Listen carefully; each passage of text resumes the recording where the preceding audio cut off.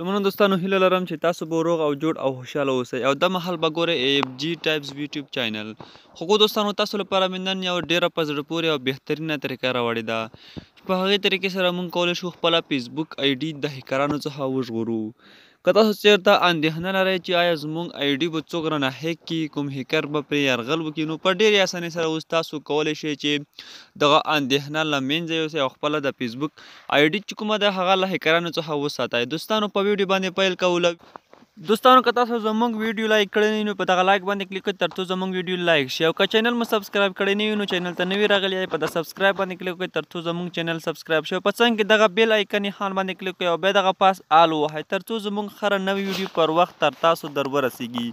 نو دوستانو راځئ چې په ویډیو باندې پیل وکړو. که علاوه کېږي دغه شیر باندې کلیک وکړئ او دغه ویډیو در سره شیر هم کړئ. دوستانو له دې لپاره به تاسو راشئ خپله د فیسبوک به راخلاص کړئ په هر یو که تاسو لایټ راخلاصوئ او که اصلي فیسبوک راخلاصوئ، هر یو چې تاسو راخلاصوئ راخلاص کړئ. له هغې وروسته بیا د پورته دوستانو درې ډاډه چې کوم تاسو وینئ دغه درې په دغه باندې به تاسو ورته کلیک وهلی.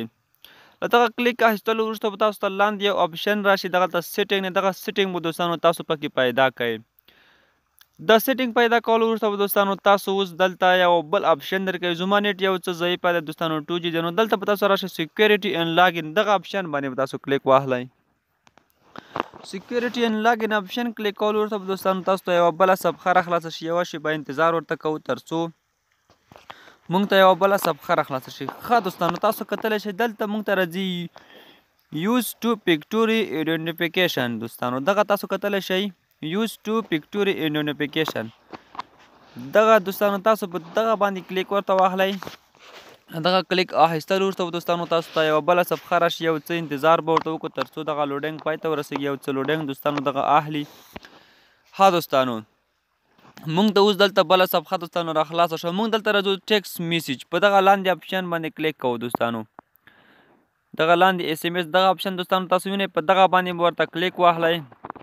له دغه کلیک کولو وروسته به دوستانو دغه لوډینګ پای ته ورسیږي او موږ ته به یوه بله صفحه راخلاصه کړي. تاسو ته دلته وایي چې هغه د موبایل نمبر ورکړئ چې په کوم باندې تاسو د فیسبوک آی ډي جوړه کړې وي.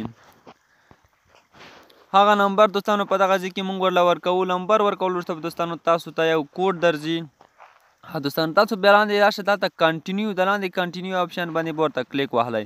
نمبر به ورکړئ او بیا به لاندې کنټینیوز کلیک کړئ. دوستانو دغه لاندې کنټینیوز وینئ. دوستانو تاسو ته به کلیک تاسو چې کله کلیک کوئ تاسو نمبر ته یو کوډ راځي. دوستانو هغه کوډ ماته راغی، هغه کوډ زه اوس دلته کې ورکوم.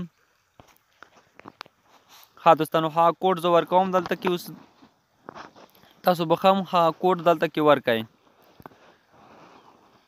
دوستانو له کوډ ورکولو وروسته په کنټینیوز باندې ورته کلیک واخلئ. او اوس دوستانو دلته موږ دغه کار چې دی دلته ترسره شو.